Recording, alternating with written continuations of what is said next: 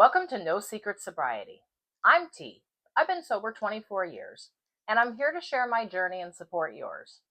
So come on in and let's talk about this alcoholic thing with absolutely no secrets.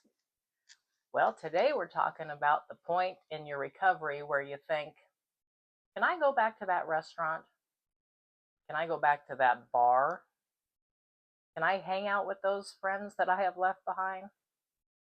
Well, the short answer is maybe. The long answer is let's talk about it. Remember when you first got sober and everybody was like, avoid that bar, avoid that restaurant, avoid that place with those drinking buddies, and you're thinking, cool, I'll just say goodbye to my whole life and I won't do any of those things. I mean, that's what we have to do in the beginning. And unfortunately, in early sobriety, everything's a trigger. A commercial you're watching, a song, a smell. I used to wrap my pot in Bounce, the fabric softener sheets, so grandma wouldn't smell the pot. That's a terrible smell. It's pretty bad. And I still do laundry daily, and I still use Bounce, and still I'm triggered by that stupid Bounce smell, man. Some things I guess we don't get over. And in the beginning, we really do kind of create a bubble around ourselves. A little small, safe, comfy zone that we know that we're not going to get in trouble. It's not weakness, friends. It's total survival at that point. You build this little comfortable bubble around you. It's like your life raft, and you're hanging on to it for dear life like your sobriety depends on it. Because at that point it does. But then one day you wake up and realize, I'm not white knuckling this anymore. And this is becoming a little easier for me every day. I've adapted habits every day, good habits. I have tools now. You have people that will actually answer the phone when you're spiraling. That didn't always happen, but you have those people now. And you think, maybe I can start to handle this life just a little bit again. Maybe I can get out there just a little bit. And it's not a switch that flips on overnight. It's more like you have a tolerance for life again. You've actually been training quietly for this. You've been sitting with your thoughts and going through those thoughts instead of drowning them. You've been learning that fun doesn't have to end with losing your phone and your dignity. So you start testing the waters. A small party, a wedding, a family dinner where you know wine is going to be served and Uncle Bob just keeps poking you and saying, come on, just one glass won't hurt. And you realize that itch isn't so bad anymore. You do realize the drink, but it doesn't own you. And that's when you know you're really getting somewhere. But here's the deal though. Reintegration doesn't mean doing it alone. You just don't wander back into the world and say, hey, surprise, I'm healed, here I am.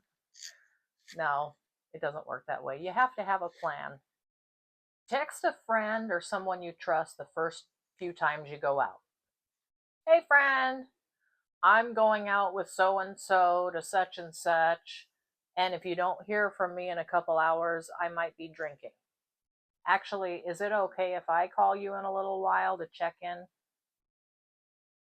That's a good idea. And your friend is probably going to be like, you know what, that would ease my nerves too. That would be wonderful if you would do that.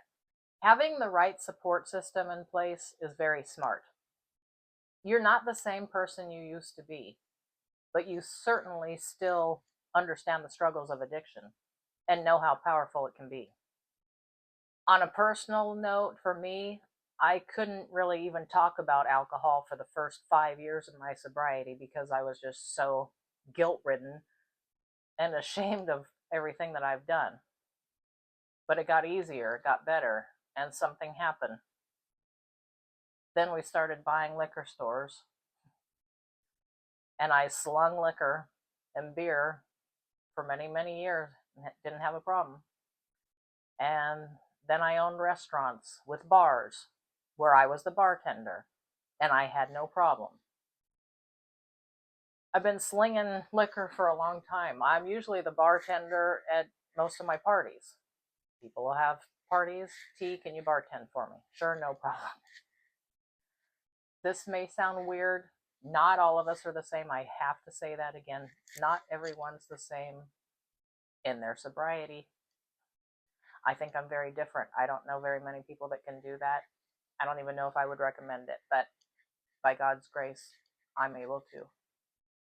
One of the biggest parts of recovery is speaking the truth out loud with no secrets. Because secrets, that's where addiction thrives. When you say, yeah, I used to drink to feel normal, or I was terrified of living sober, it loses its power. And the cool thing about it, you can laugh about it. Laughter is not disrespectful. It's healing. You can look back and say, yeah, remember when I thought I was a social drinker, but my socials were 7 nights a week? You don't wake up one day and arrive at strength. It's slow. It's subtle. You notice peace where chaos used to be. You can go to that dance, that gathering, and hear the clinking of glasses and be grateful and not jealous. It's not magic, friends. It's growth and healing.